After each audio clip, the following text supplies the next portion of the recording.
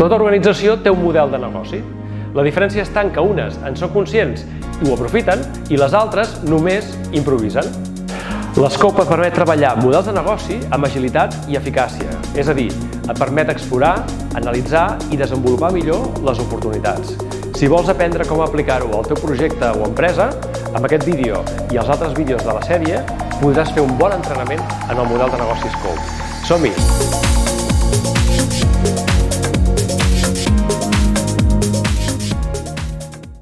Hola, què tal?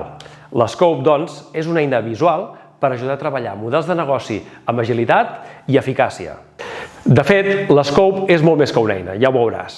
L'univers Scope inclou moltes altres utilitats per facilitar aquesta exploració, anàlisi i desenvolupament d'oportunitats. Tant per a projectes emprenedors, per ordenar la idea i madurar-la, i per gestionar el rumb, la incertesa i les prioritats, com també per a empreses establertes, per a processos de consolidació, per gestionar l'avantatge competitiu i l'estratègia, o bé per innovar en el model de negoci. Tot això mostrant la informació essencial d'una forma molt clara i intuïtiva. Si abans vols conèixer bé què és un model de negoci, et deixo un vídeo aquí a la targeta. L'Scope és un projecte de collita pròpia i que ja té més d'una dècada. Te'n faig 5 cèntims del seu origen. Mira, el 2008 vaig tenir la sort de conèixer el Business Model Canvas. I el 2009, a l'establir-me com a Sherpa.cat, el vaig començar a utilitzar intensament. Els primers anys vaig assessorar dotzenes de startups, moltes d'elles quasi simultàniament. Utilitzava el Canvas, però sovint hi anava afegint altra informació clau per comprendre millor el seu model de negoci i així ajudar-los encara més. La meva sorpresa fou quan, fent recerca acadèmica sobre models de negoci, vaig descobrir que alguns d'aquests elements d'informació que jo havia afegit intuïtivament eren contemplats ja per altres autors. Així que em vaig decidir endreçar i representar aquesta informació de manera que quedés més ordenada i útil. I al llarg del 2011 vaig publicar el model de negoci Scope perquè molts altres emprenedors i empreses se'n poguessin beneficiar. Durant més d'una dècada s'ha anat estenent l'ús de l'Scope en molts àmbits i aplicacions. Emprenedoria i assessorament emprenedor, gestió empresarial, estratègia i innovació en el model de negoci. I també en l'àmbit docent, des de cicles formatius fins a universitats i escoles de negoci. Per això vull fer aquest pas endavant en compartir-ho a través de YouTube i així que pugui ser encara molt més útil a moltes més persones. Comencem! Primer et presento la plantilla del model de negoci Scope a vista d'ocell. Fixa't que està organitzada verticalment en 3 blocs d'informació: la base, l'enginy i l'únic. En el bloc base hi representem els fonaments del projecte o empresa, és a dir, les motivacions fundacionals, l'horitzó cap on anem i com volem fer aquest camí. Aquesta part ben treballada té un impacte immens en l'esdevenir del projecte, en clau de resiliència, d'eficiència i de potencial. En el bloc enginy, el bloc central, hi representem la lògica de negoci, és a dir, com ens guanyem la vida a través dels nostres productes o serveis. Al centre de l'enginy hi trobem precisament aquests productes o serveis. A la dreta, els components més relacionats amb els clients. A l'esquerra, els components de caire més intern. I finalment, les aliances distribuïdes al llarg de tota la lògica de negoci, per representar també allà on ens aporta valor cada col·laboració. Finalment, el bloc únic. Aquí hi representem com gestionem l'avantatge competitiu, tant a nivell intern, a través de barreres d'entrada i ingredients secrets, com a nivell extern, amb el posicionament i la diferenciació. Seguim amb aquesta presa de contacte amb l'Scope. Un altre concepte clau són les línies de negoci, és a dir, les parelles producte i client. Una categoria de producte o servei associada a un segment de clients determinat. La resta d'elements del model de negoci giren al voltant d'aquestes línies de negoci.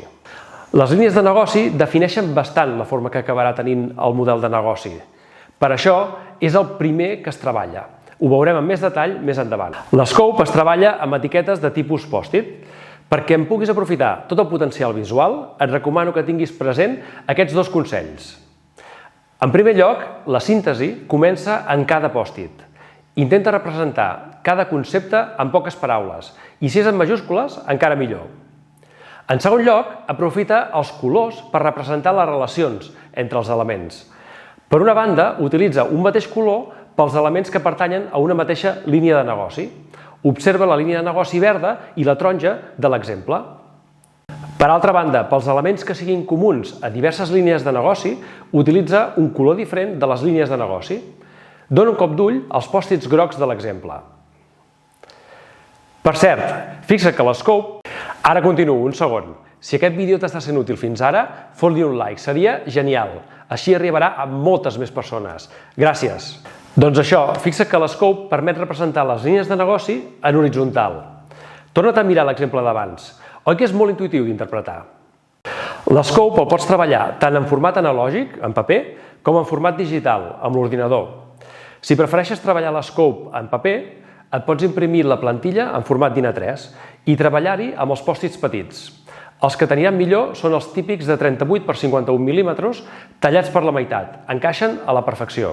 A la descripció et deixo un enllaç a aquest tipus de pòstits.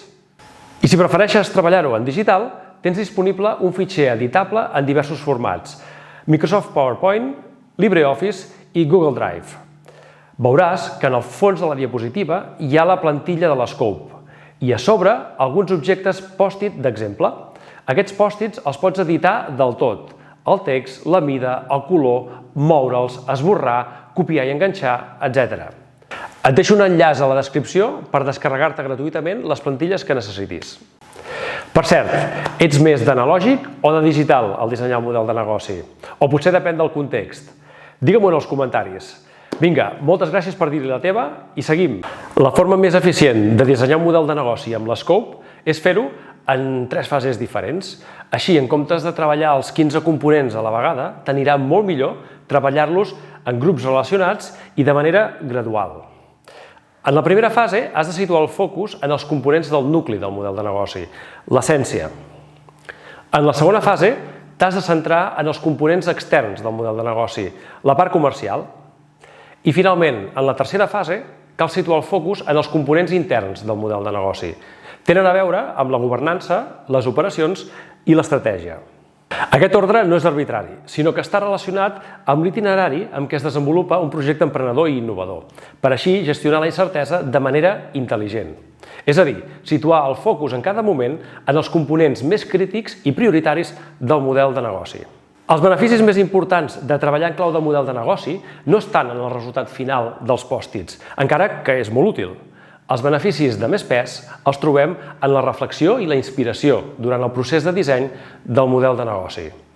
En els 3 vídeos següents de la sèrie t'explico cada una d'aquestes 3 fases i veurem en detall cada component amb exemples i seguint un cas concret, perquè puguis dissenyar el teu model de negoci amb l'Scope, pas a pas i de manera guiada.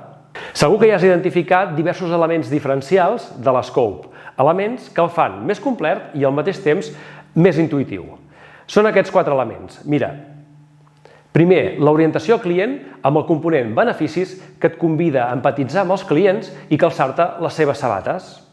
Segon, el foment de la col·laboració amb el component aliances distribuït al llarg de tota la lògica de negoci.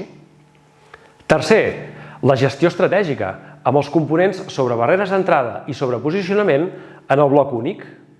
I quart, l'alineament i coherència que aporta el tenir en una mateixa foto aquestes 3 dimensions o blocs del model de negoci: la base, la lògica de negoci i l'únic. Així doncs, l'Scope et permet representar més informació clau i al mateix temps que sigui més clara la interpretació del model de negoci. Trobaràs molt més recursos a la web www.modeldenegociescope.cat. Arribats fins aquí, toca remengar-se. Si vols, ja pots començar a dissenyar el model de negoci de la teva empresa o del teu projecte emprenedor. Aquí tens el vídeo per treballar de forma guiada i pas a pas els components del nucli, amb exemples i un cas com a fil conductor. Gràcies per la teva atenció, a reveure i salut!